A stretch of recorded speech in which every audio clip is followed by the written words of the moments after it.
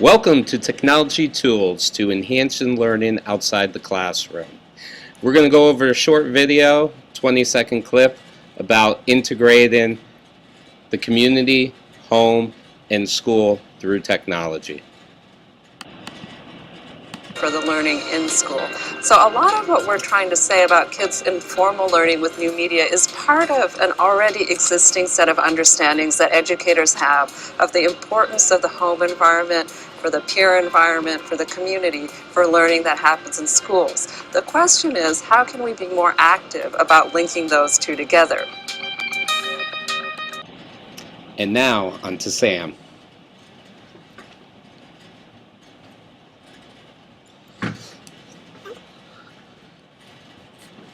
Hello everyone. To continue what Bill was talking about, we also in creating this presentation wanted to ensure that we talked about policy considerations for possible Board of Education. So we created a policy. Please read for yourself. I won't read to readers, and then we'll move on to our next phase of this, which will be technology centers.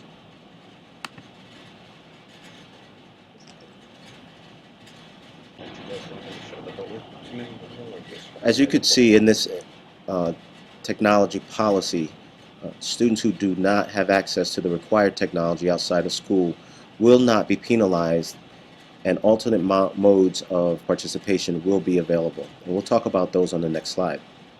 If you would take a look at this slide, technology home access was an important consideration for us. There are internet providers, specifically Comcast in our area, who provide internet for families at a reduced cost, about $8.99 a month. And also families can purchase laptops or desktops for a reduced price as well to try to create access for all families.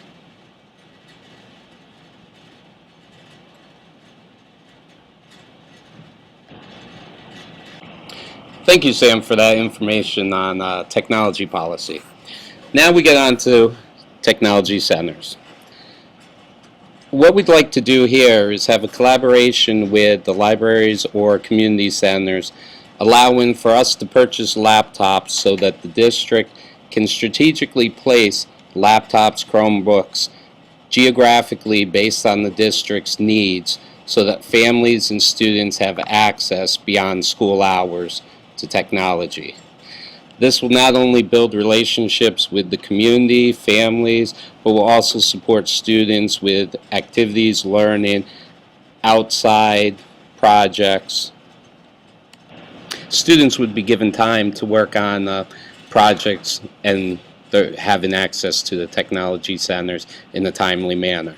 Next, we're going to go on to a video about UMedia.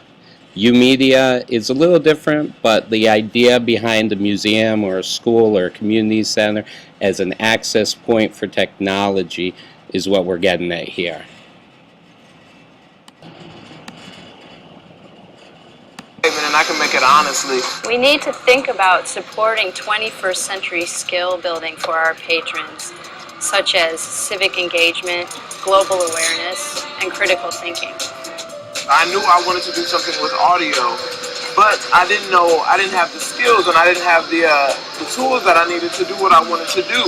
And so UMedia has a free studio, and really it's not only just a free studio, but it's free training. And with that I was able to start producing, and with that I was able to start making songs and recording. And then from that I even went further. I said, well, when I graduate high school I'm going to go to college and get a degree in audio production. So yeah, it's really changed my life. The success of the UMedia model in its first year illustrates how important it is to create new kinds of learning spaces that span school and home. I think with the resources that everybody can be empowered.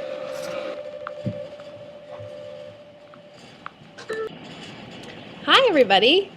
As Sam already talked about, we're going to be focusing on technology home access for parents and families, especially for our low-income families.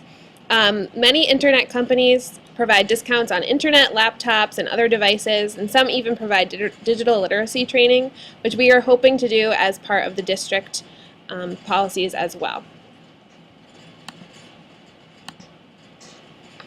We're going to have a specific recommendation process in order to be able to recommend a certain software or hardware item.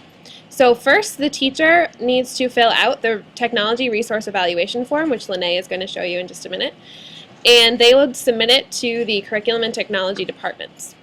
Upon completion of the evaluation, both of those departments will make a final recommendation, and if both departments approve, the Director of Educational Technology will make contact with the teacher or the content area to begin use of the product. In order to prevent duplicates, all approved products and resources will be listed on the district website. And now to Lene.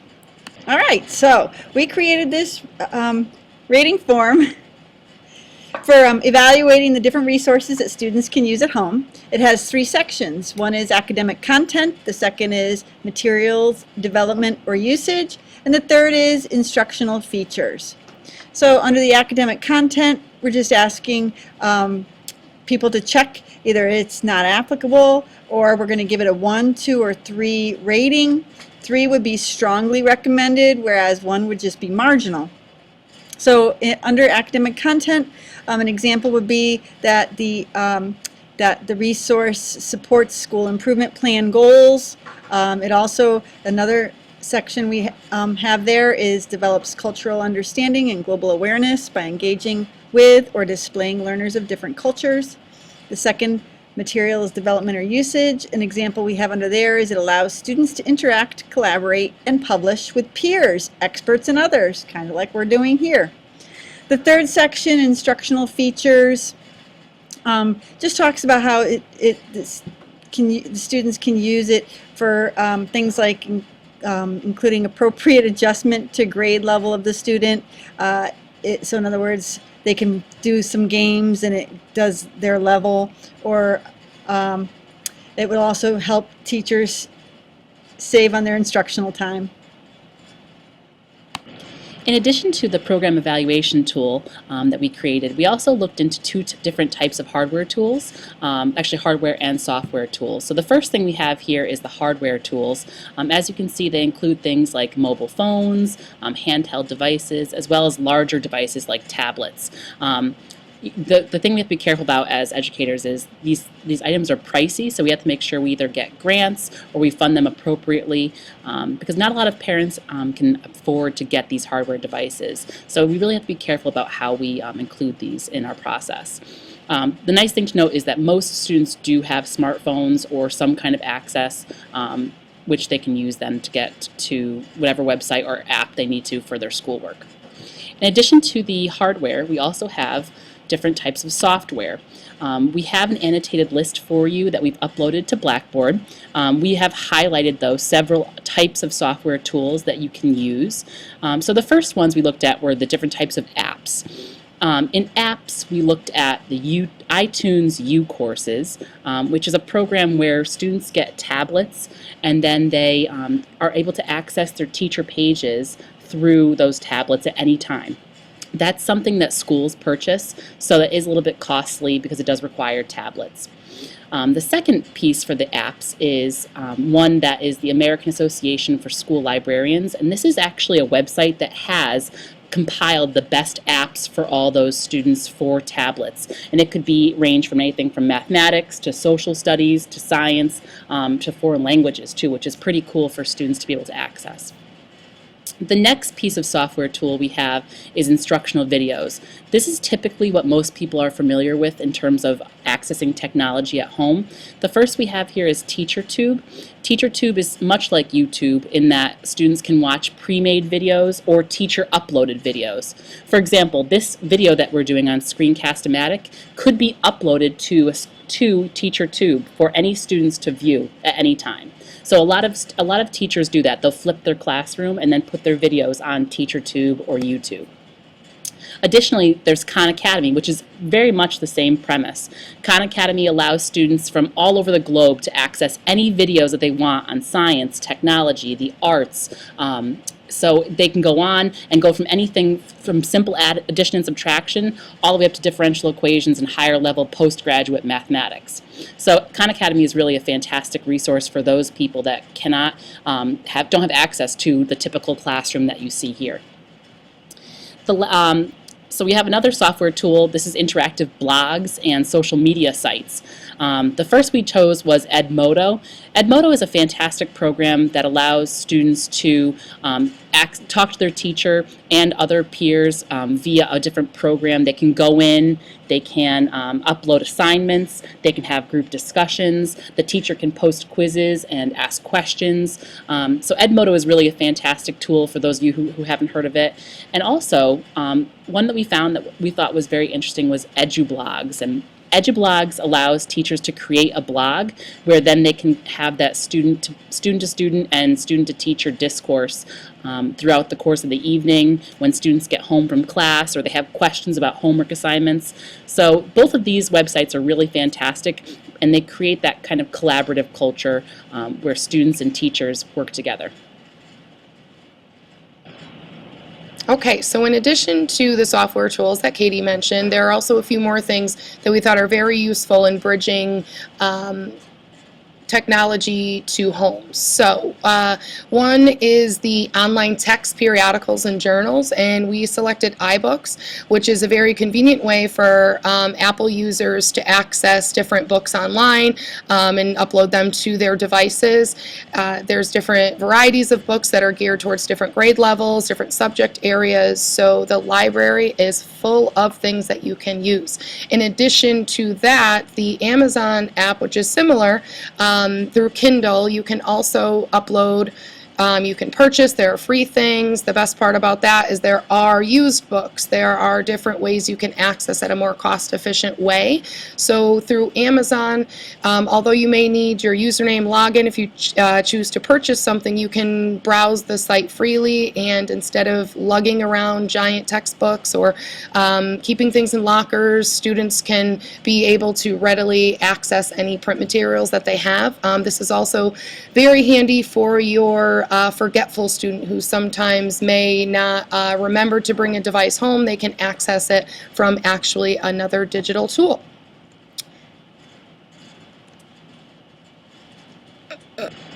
Another type of software tool that we wanted to bring to everyone's attention are some websites.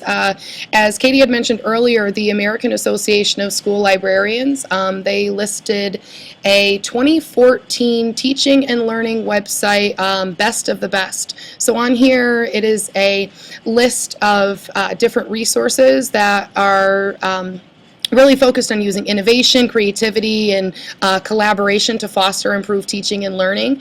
A good part about this, in addition, is that there are online communities where you can reach out to other people, discuss, provide feedback, and also when you click on to each of the links or the different areas, it gives a brief description of the actual app, an intended audience, and also some tips that other users have put on, perhaps for improved implementation.